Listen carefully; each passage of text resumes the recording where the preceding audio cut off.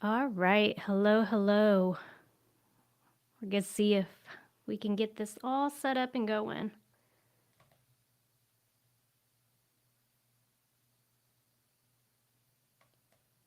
Give me just 1 second.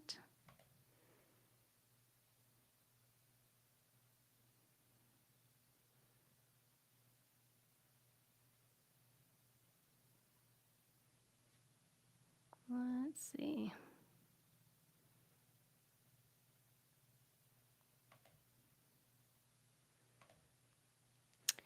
Not sure exactly why it's not wanting to work on Facebook,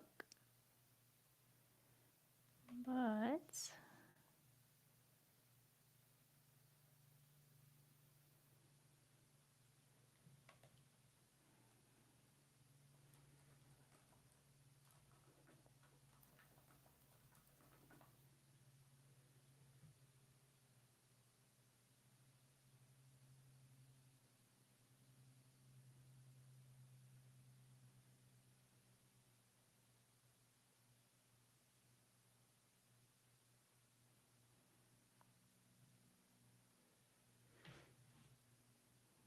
all right. We may just have to do this separately. Okay, so since we are live on YouTube, we're going to go ahead and get started. First of all, thank you for joining me again on Sunday, SOB, Small Owned Businesses. My name is Vivian Walton. I'm with The Seasoned Marketer. And what we're hoping to do is that every Sunday we want to come to you and bring you some marketing news just so that you can be in the know and stay up to date, because as we know, this changes on a weekly basis. So part of what we're looking at doing as well is I want to be sure that we're not just focusing on Facebook and Instagram all the time. I want to be sure that we're looking at all the news that's coming through different channels. And that way, because we know that you guys are just not doing social media, but your marketing presence is so much more than that. So if you don't already follow us, please go ahead and subscribe to our YouTube channel, The Seasoned Marketer. Every Monday we release a new marketing video, and then every Sunday we're going to do these weekly updates. And if you haven't already, we do have an email list where every Thursday we send out weekly marketing news and information, strategies, and tips. Send those straight to your inbox. So go to our website at theseasonmarketer.com if you're interested in signing up for that. We try to be sure that that content is really useful and it's something applicable that you can use to grow your small business. So now, why don't we go ahead and just jump right into our topics for this week. So we actually have two very important updates that we're going to talk about in regards to marketing.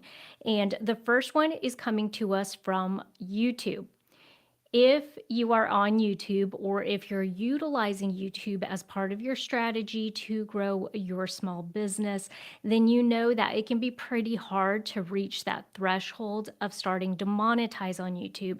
And for reference, anytime in the past that we've talked about monetizing on YouTube, people are typically talking about revenue from ads. And YouTube does that through their YouTube Partner Program. In the past, the analytics or the metrics you had to reach in order to be a part of the YouTube Partner Program was the typical 1,000 subscribers and 4,000 valid public watch hours, which means people had to get on your channel and watch 4,000 hours worth of your content. But since then, they've also added a caveat. So either you can have the 1,000 subscribers and the 4,000 watch hours, or you could have 10 million valid public short views. Okay, so now they're allowing those shorts, the views from that, to supplement or to override those 4,000 watch hours.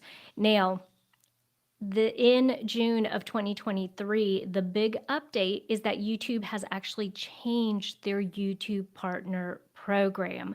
And this is what our video is going to be on tomorrow, on the Season Marketer channel.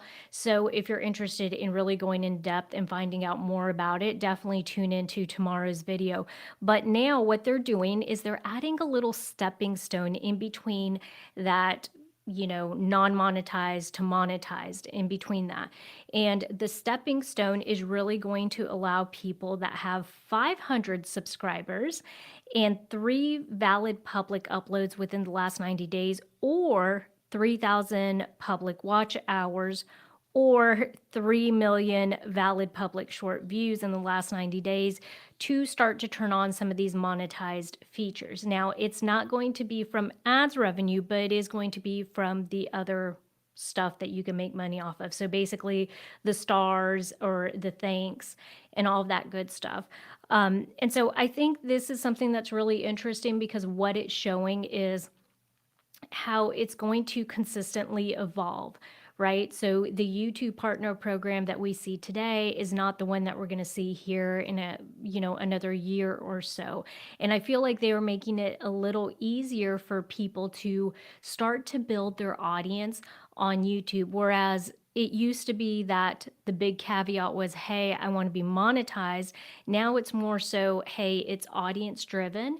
And if you are building, you can still build a small following on YouTube and make money off of it. They're giving you opportunities to do that.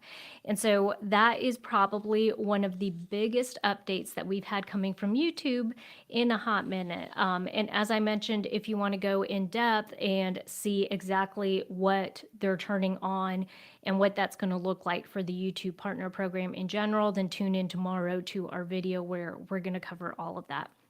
Now, the second update that I have is actually a pretty interesting one, and it's coming to us from Pinterest.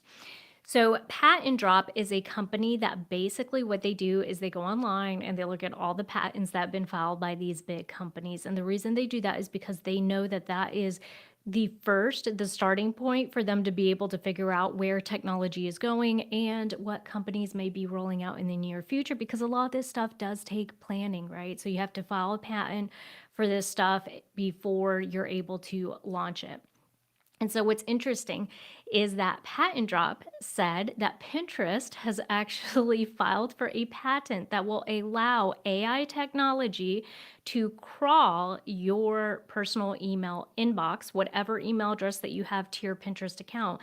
It will be able to tap in there, crawl your inbox, and get data and information that will then allow them to curate and to put in front of you stuff that you want to see, right? So what they're doing is they're leveraging the information to bank on the fact that their AI technology can then start to really hone in on the stuff you like and the stuff you want to see, and then they'll be able to present that to you in a Pinterest board by suggesting certain boards or certain videos on your feed. Now, there are a couple strange things about this. First of all, privacy. I mean, that that's a big one. That sounds really strange that they think people would just allow them to go in there and look at their inbox. But I will say, just like any other company, they're going to cover their bases. And so they have to get opt-in, right, from you. You have to specifically give them permission to be able to tap into your inbox and do that. I think the other question that it kind of brings up is, how can we be certain that Pinterest isn't going to be selling that information or providing it to any third-party vendors, which I would like to think they wouldn't do that, and that they would keep it in-house to really just build up their platform to be sure that their platform is performing better or being more useful to the user. But that's stuff that's all to be determined. So story here basically is, as we all know, we've been talking about it for weeks, AI is the driving factor. We can guarantee that in the future, companies are going to get smarter about how they utilize it, as we see from Pinterest plans to ask people for permission to be able to tap into their inbox so then they can collect all this data and information and then curate a better feed on the Pinterest platform. So all fascinating stuff. Let me know in the comments below what you guys think about it and if you think it's a little creepy or if it's something that may actually be useful. But That is all I have for you today. Just a friendly reminder to subscribe to our YouTube channel, The Seasoned Marketer. And if you guys are ever wanting to recommend any topics or you see anything out there that we definitely need to cover, go ahead and shoot me an email at Vivian, Vivian, at theseasonedmarketer.com. And I'll be sure to add it to our list of things that we review every week. So thanks for tuning in, and I'll catch you guys next week.